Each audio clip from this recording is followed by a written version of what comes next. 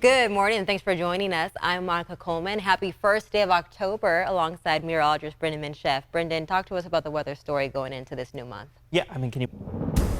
Turning now to the aftermath of Hurricane Ian. Rescue efforts in Florida are still ongoing this morning after Hurricane Ian left a trail of destruction across the southwestern part of the state.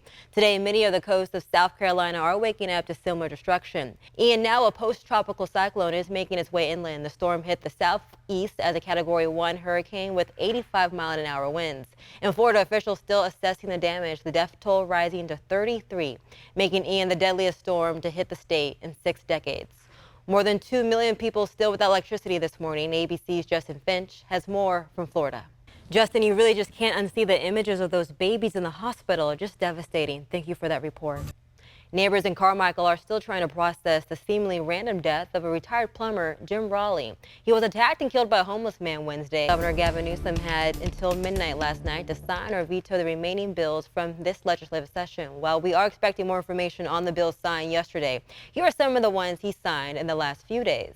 The governor approved an extension to California's COVID-19 sick pay, which is the pay time off you can get if you have COVID-19.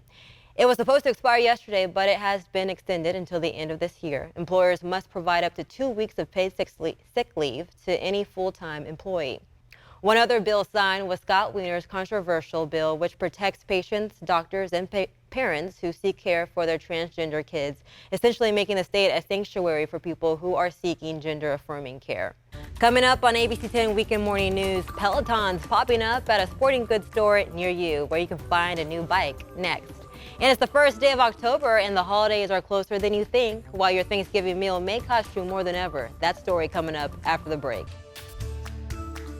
Let's talk some dollars and cents with your business headlines. Another sell-off on Wall Street with traders worried about a possible recession. And S&P closed Friday trading down 1.5%. Thursday saw a trading down of 2.1%, its lowest level since late 2020. The Nasdaq lost 1.5% and the Dow closed down 1.7% yesterday. Well, it's expected to be a very expensive Thanksgiving. Turkey prices are projected to reach record highs this year. ABC's Rebecca Jarvis explains what's causing this.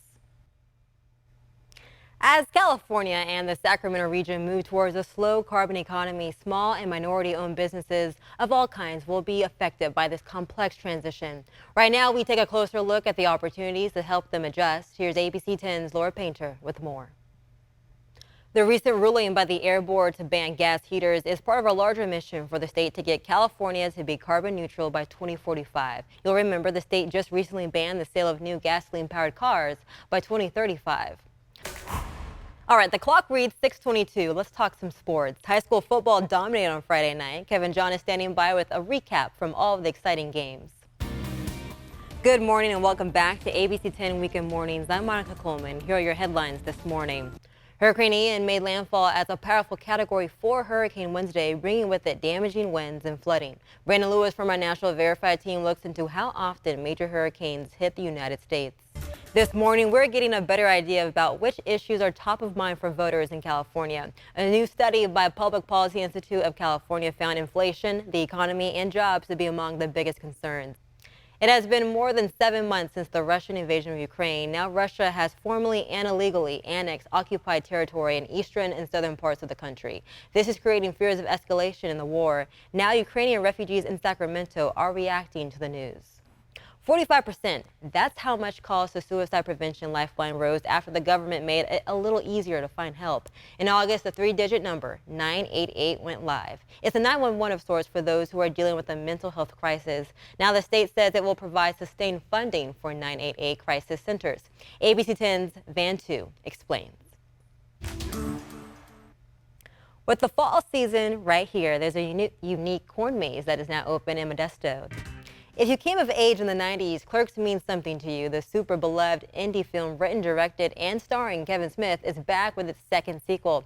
Kevin is in Sacramento in person tonight with a special screening. And of course, Marcus Allen says it's what to watch. Before we go this morning, here's a recap of some of the top stories we've been following for you this Saturday.